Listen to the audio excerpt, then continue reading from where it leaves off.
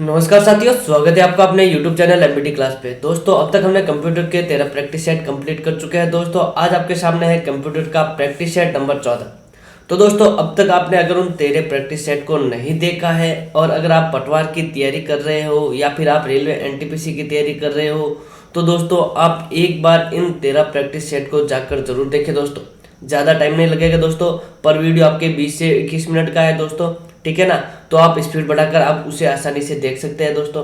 तो इन वीडियो को आप कंप्लीटली एक बार जरूर देखना दोस्तों, आपके लिए, पटवार के लिए और रेलवे एनटीपीसी के लिए बहुत ही महत्वपूर्ण है, ठीक है दोस्तों। और कंप्यूटर है जो आपका अब हर एग्जाम में देखा जाए तो दोस्तों एक कॉमन पार्ट हो चुका है दोस्तों, ठीक है। सेंट्रल लेवल में तो कंप्यूटर के क्वेश्चन आते ही है, और जो आपका स्टेट लेवल है दोस्तों, स्टेट लेवल में भी आपका कंप्यूटर है जो सब्जेक्ट है सभी में कॉमन होने लग गया है। तो दोस्तों कंप्यूटर तो आपको पढ़ना अनिवार्य है। तो दोस्तों शुरू करेंगे कंप्यूटर का प्रैक्टिस सेट नंबर 14। शुरू करने से पहले वीडियो को लाइक जरूर करें, अपने मित्रों के साथ ज़्यादा से ज़्यादा शेयर करें। अगर आप एमबीटी क्लास के यूट्यूब चैनल पर नए हो तो दोस्तों एमबीटी क्लास के यूट्यूब चैनल को जरूर सब्सक्राइब करें, साथ ही में बेल आइकन को ऑन जरूर करें ताकि हमारे नोटिफिकेशन आप तक पहुंचते रहे और आप अपडेट रहे। तो दोस्तों शुरू करते हैं कंप्यूटर के 30 एमसीक्यूज। पहला क्वेश्चन है दोस्तों, एमएस वर्ड में किसी अक्षर के नीचे डबल अंडरलाइन करने के लिए किस शॉर्टकट की का प्रयोग किया जाता है? ए है कंट्रोल+D, बी है कंट्रोल+Shift+D, सी है कंट्रोल+Alt+D और डी है Alt+D। माइक्रोसॉफ्ट वर्ड में कोई अक्षर दे रखा है दोस्तों, उसके नीचे डबल अंडरलाइन करने के लिए आप किस शॉर्टकट की का प्रयोग करेंगे? Double underline. तो दोस्तों इसका राइट आंसर हो जाएगा ऑप्शन बी, कंट्रोल+Shift+D का प्रयोग किया जाता है डबल अंडरलाइन के लिए। अगला क्वेश्चन है, निम्न में से कौन सा एक ऑप्टिकल डिस्क का उदाहरण नहीं है? ए है HDD, बी है CD, सी है DVD और डी है BRD। ऑप्टिकल डिस्क का उदाहरण नहीं है दोस्तों, इनकी फुल फॉर्म आप सभी को आनी चाहिए, ठीक है। अगर फुल फॉर्म आएगी तो आप इनके जो आंसर है कर सकते हो। तो दोस्तों एक तो ऑप्टिकल डिस्क होती है और एक होती है आपके मैग्नेटिक डिस्क। तो HDD hard disk drive, HDD की फुल फॉर्म क्या है? Hard disk drive. ये आपके ऑप्टिकल डिस्क का उदाहरण नहीं है, ये आपके एक मैग्नेटिक डिस्क है, ठीक है। HDD है, FDD है, FDD का मतलब होता है फ्लॉपी डिस्क ड्राइव, ठीक है। और एक होता है आपके SSD सॉलिड स्टेट ड्राइव, जो वो भी आपकी क्या है? एक मैग्नेटिक डिस्क है। तो HDD है, VDD है और SSD क्या है? मैग्नेटिक डिस्क है। जबकि CD, DVD और BRD क्या है? ऑप्टिकल डिस्क है। CD का मतलब क्या है? Compact disc. DVD का क्या है? Digital versatile disc. और BRD का मतलब होता है ब्लू रे डिस्क। इसके अलावा एक और होती है दोस्तों HVD, उसकी फुल फॉर्म अभी आगे हम बात करेंगे। अगला क्वेश्चन है दोस्तों, A की भी बराबर होता है? A है 10 की पावर 3 बाइट, B है 10 की पावर 9 बाइट, C है 10 की पावर 12 बाइट और D है 10 की पावर 18 बाइट। दोस्तों ऐसे क्वेश्चन करने से पहले आपको इनकी फुल फॉर्म आनी चाहिए। EB का मतलब क्या होता है, PB का मतलब क्या होता है, ZB का मतलब क्या होता है, ठीक है दोस्तों। तो आपको A की भी बराबर होता है। तो दोस्तों A की भी बराबर क्या होता है? सबसे पहले तो इसमें दोस्तों आपको सीरीज याद होनी चाहिए। सीरीज कौन सी है? तो सुनिए, मैं सीरीज बता रहा हूँ।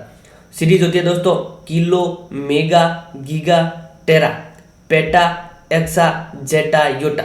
तो यहाँ पर एक्सा दे रखा है, EB यानी एक्साबाइट होता है। EB यानी क्या होता है? एक्साबाइट। तो दोस्तों किलो में सभी को पता होगा 10 की घात 3 होता है। किलो में कितना होता है? 10 की घात 3। मेगा में होता है 10 की घात 6, मेगा में 10 की घात 6। गीगा में 10 की घात 9, गीगा में कितना होता है? 10 की घात 9। टेरा में होता है 10 की घात 12, टेरा में कितना होता है? 10 की घात 12। पेटा में होता है 10 की घात 15 और एक्सा में होता है 10 की घात 18। एक्सा में कितना होता है? 10 की घात 18। तो याद रखना दोस्तों, A की भी बराबर हो जाए आपके 10 की घात 18 byte. Option D right answer होगा। Kilo, mega, giga, tera, peta, exa, zetta, yotta, ठीक है। किलो में 10 की घात 3 होती है और बाकी 3 के मल्टीप्लाई चलते रहते हैं। अगला क्वेश्चन है दोस्तों, निम्न में से किसे इंटीग्रेटेड सॉफ्टवेयर भी कहते हैं? ए है MS ऑफिस, बी है फोटोशॉप, सी है कोरल ड्रॉ, डी है वेब क्रॉलर्स। निम्न में से किसे इंटीग्रेटेड सॉफ्टवेयर भी कहते हैं? तो दोस्तों इसका राइट आंसर हो जाएगा आपके ऑप्शन ए, MS ऑफिस को आपके इंटीग्रेटेड सॉफ्टवेयर भी कहते हैं। इसके अलावा आपके इसको आपके PC सूट भी कहते हैं और इसको ऑफिस 365 भी कहा जाता है। दोस्तों यहाँ पर देखिए आपके फोटोशॉप, ठीक है, ये फोटोशॉप दे रखा है आपके, फोटोशॉप और कोरल ड्रॉ, इन दोनों को दोस्तों आपके DTP यानी कि डेस्कटॉप पब्लिशिंग एप्लीकेशन भी कहा जाता है। डेस्कटॉप पब्लिशिंग एप्लीकेशन किसे कहा जाता है? फोटोशॉप है, कोरल ड्रॉ है और पेज मेकर है। इन तीनों को क्या कहा जाता है? Photoshop desktop publishing. अगला क्वेश्चन है दोस्तों, एमएस ऑफिस का पहला संस्करण कब बनाया गया था? ए है 1995, बी है 1990, सी है 2001, डी है 1998। बहुत ही इंपॉर्टेंट क्वेश्चन दोस्तों, एमएस ऑफिस का पहला संस्करण कब बनाया गया था या कब आया था? तो और दोस्तों एमएस ऑफिस का जो पहला संस्करण था वो कौन सा था? क्वेश्चन ऐसे बनता है।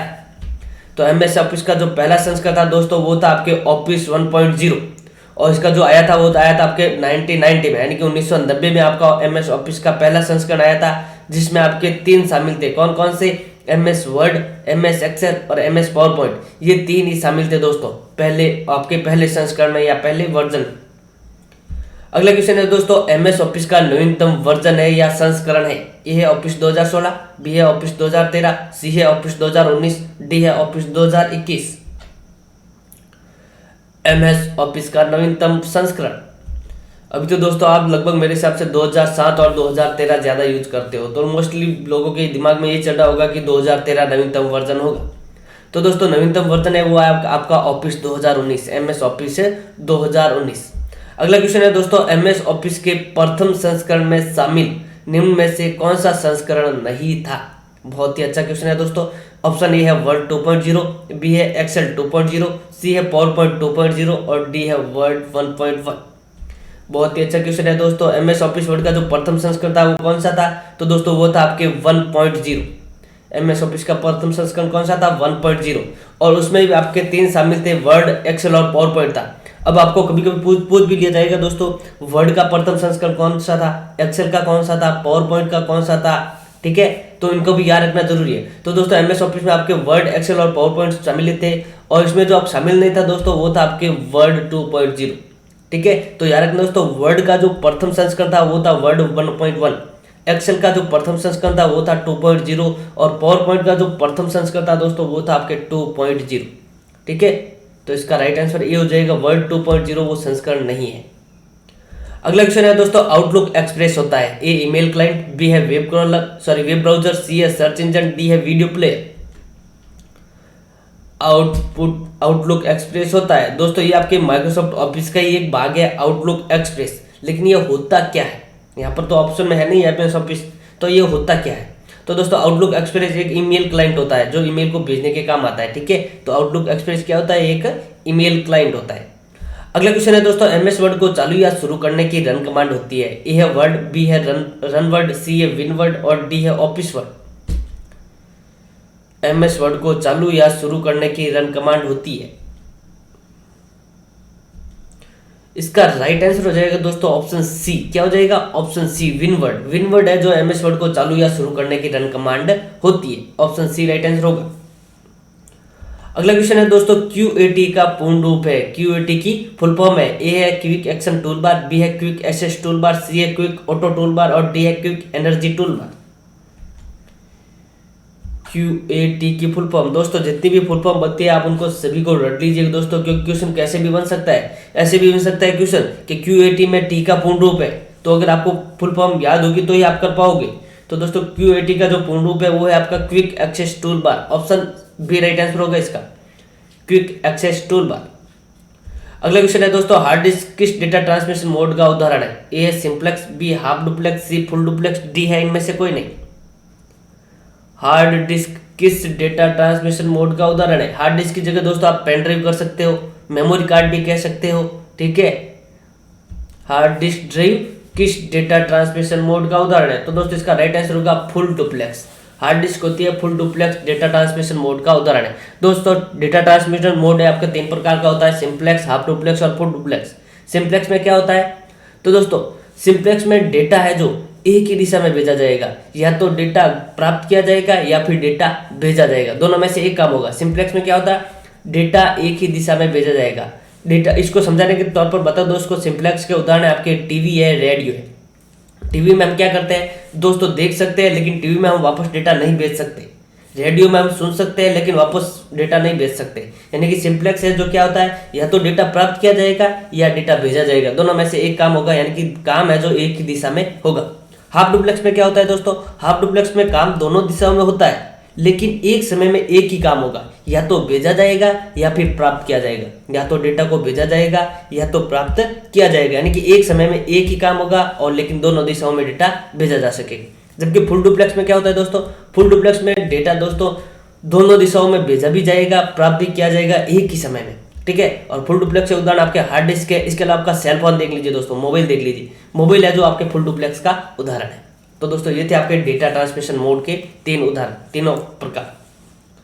अगला क्वेश्चन है दोस्तों, एमएस वर्ड में सेव एज की शॉर्टकट की होती है। ए है Alt1, बी है F12, बी है शिफ्ट प्लस F12 और डी है कंट्रोल प्लस F2। बहुत ही अच्छा क्वेश्चन है दोस्तों, कांस्टेबल परीक्षा में पूछा गया था। एमएस वर्ड में सेव एज की शॉर्टकट की होती है। इसका जो राइट आंसर हो जाएगा दोस्तों वो हो जाएगा आपके shift plus F12, option C right answer होगा। शिफ्ट प्लस F12 किसकी होती है, सेव एज की शॉर्टकट की। अगला क्वेश्चन है दोस्तों, एमएस वर्ड में कर्सर का एक लाइन से दूसरी लाइन में स्वतः चले जाना कहलाता है। ए है क्विक एक्सेस, बी है वर्ड रैक, सी है वर्ड रैप और डी है वर्ड एसेस। माइक्रोसॉफ्ट ऑफिस में कर्सर का एक लाइन से दूसरी लाइन में स्वतः चले जाना क्या कहलाता है, तो दोस्तों वो कहलाता है आपके word wrap, option C right answer होगा इसका, वर्ड रैप। अगला क्वेश्चन है दोस्तों, निम्न में से किस में फाइल का पहले से परिभाषित नाम बुक 1 होता है। ए है वर्ड, बी एक्सेल, सी है पावरपॉइंट और डी है शेयरचैट। निम्न में से किस में फाइल का जो पहले से परिभाषित नाम है वो दोस्तों बुक 1 होता है, तो दोस्तों वो होता है आपके एक्सेल में। किस में होता है, एक्सेल में, ऑप्शन बी राइट आंसर होगा। अगला क्वेश्चन है दोस्तों, एमएस वर्ड में प्रिंट प्रीव्यू के लिए किस शॉर्टकट की का प्रयोग किया जाता है। ए है F12, बी है कंट्रोल प्लस F12, सी है कंट्रोल प्लस F2 और डी है Alt plus F2। MS word में प्रिंट प्रीव्यू के लिए किस शॉर्टकट की का प्रयोग किया जाता है, तो दोस्तों वो किया जाता है आपके control plus F2, control plus F2। अगला क्वेश्चन है, निम्न में से कौन सा एक सर्च इंजन है। ए है मोजेक्स, बी है ओपेरा, सी सफारी, डी है वेब क्रॉलर। निम्न में से कौन सा एक सर्च इंजन है, तो दोस्तों इसका राइट आंसर हो जाएगा option D, web crawler. Web crawler है जो एक सर्च इंजन है, जबकि मोजेक है, ओपेरा है, सफारी क्या है आपके वेब ब्राउजर से। अगला क्वेश्चन है दोस्तों, एमएस एक्सेल में 2 या 2 से अधिक सीट को संयोजित या कंबाइन करने के लिए किस की का प्रयोग किया जाता है। ए है कंट्रोल, बी है अल्ट, सी है टैब और डी है शिफ्ट। एक्सेल में 2 या 2 से अधिक सीटों को एक साथ अगर संयोजित करना हो या कंबाइन करना हो तो किस की का प्रयोग करेंगे दोस्तों, तो वो करेंगे कंट्रोल का। किसका, कंट्रोल का। ऑप्शन कंट्रोल के साथ है जो हम 2 या 2 से अधिक सीट को संयोजित या कंबाइन कर सकते हैं, तो इसका राइट आंसर ये होगा। अगला क्वेश्चन है दोस्तों, समय की निश्चित अवधि में डेटा के उतार चढ़ाव को दर्शाने के लिए निम्न में से किस चार्ट का प्रयोग किया जाता है। A line chart, B column chart, C pie chart और डी है स्पार्क चार्ट। समय की निश्चित अवधि में डेटा के उतार चढ़ाव को दर्शाने के लिए निम्न में से किस चार्ट का प्रयोग किया जाता है, तो दोस्तों वो किया जाता है आपके लाइन चार्ट का।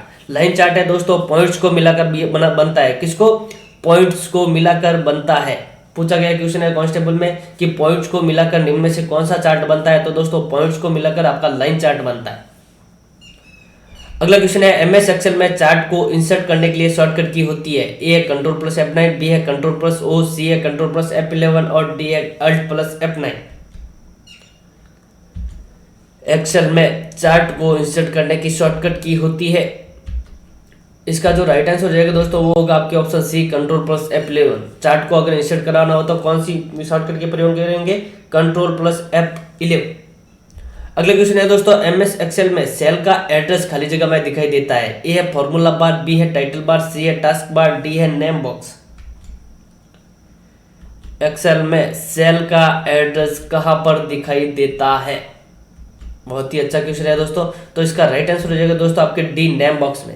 सेल का एड्रेस कहां पे दिखाई देगा, नेम बॉक्स में। अगला क्वेश्चन है, एमएस एक्सेल में सेल में उसकी साइज से ज्यादा अंक के डेटा डालने पर वो डेटा खाली जगह के रूप में बदल जाएगा। ए है प्लस प्लस प्लस, बी है डॉलर डॉलर डॉलर, सी है एज और डी है एट।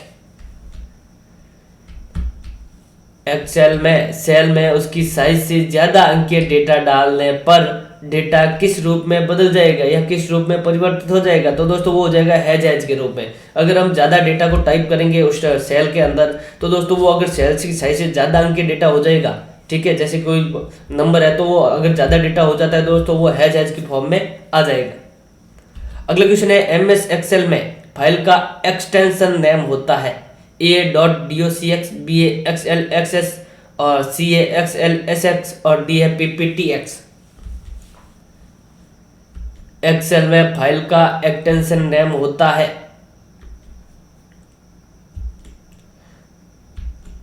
तो दोस्तों इसका राइट आंसर हो जाएगा CXLSX होता है। क्या होता है? SLSX.XLSX होता है एक्सटेंशन नेम। जबकि आपके वर्ड में क्या होता है? वर्ड में होती है .docx, ठीक है, और पावर पॉइंट में होती है .pptx और एक्सेल में होती है XLSX। Option C right answer होगा इसका। अगला क्वेश्चन है, MS वर्ड में जूम का अधिकतम प्रतिशत लेवल होता है 150%, बी है 100%, सी है 500%, डी है 400%। MS वर्ड में जूम का अधिकतम प्रतिशत लेवल होता है। तो दोस्तों आपके MS वर्ड में जो जूम का अधिकतम प्रतिशत लेवल होता है वो होता है 500%। कितना होता है? 500%। जबकि आपके एक्सेल और पावर पॉइंट है, एक्सेल और पावर पॉइंट में ये प्रतिशत आपके 400% है। जूम का अधिकतम प्रतिशत क्या है? 400% है। किसमें? एक्सेल और पावर पॉइंट में। जबकि वर्ड में कितना है? 500% है। अगला क्वेश्चन है, इनमें से कौन एक ऑपरेटिंग सिस्टम है?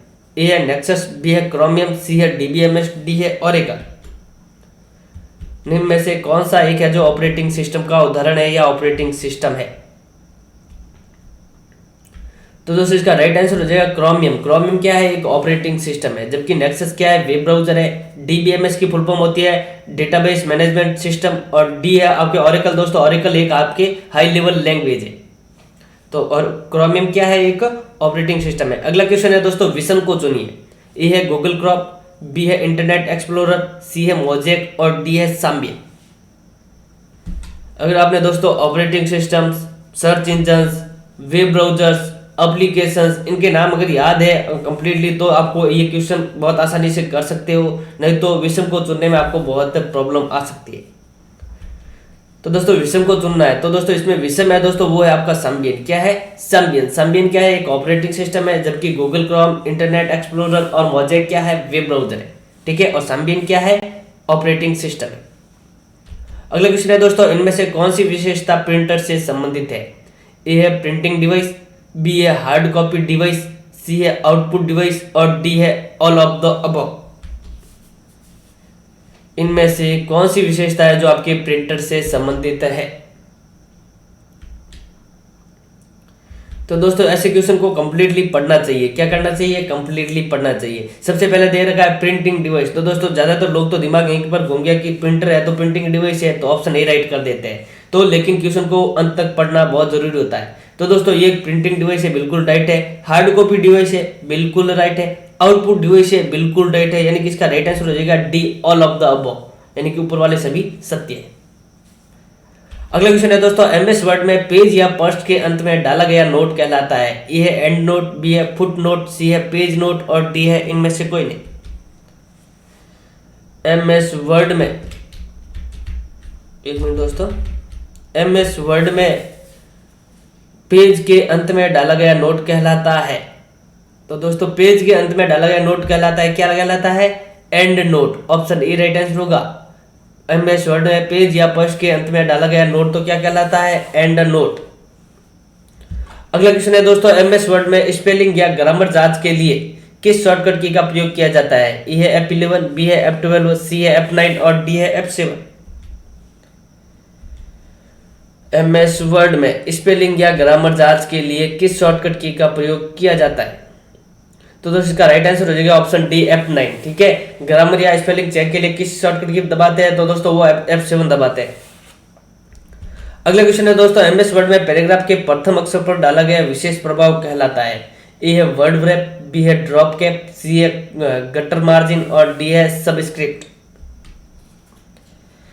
MS वर्ड में पैराग्राफ के प्रथम अक्षर पर डाला गया विशेष प्रभाव, यानी कि जो दोस्तों प्रथम अक्षर न्यूज़पेपर में आप देखते होंगे प्रथम अक्षर बड़ा करके दिया हुआ होता है, तो दोस्तों वही प्रभाव है, ठीक है। तो उस प्रभाव क्या कहलाता है? तो दोस्तों वो कहलाता है आपके ड्रॉप कैप। क्या कहलाता है? Drop cap. लास्ट क्वेश्चन है दोस्तों, निम्न में से कौन सा एक मॉनिटर का प्रकार नहीं है? ए है TFT, बी है LED, सी है OCR, डी है LCD।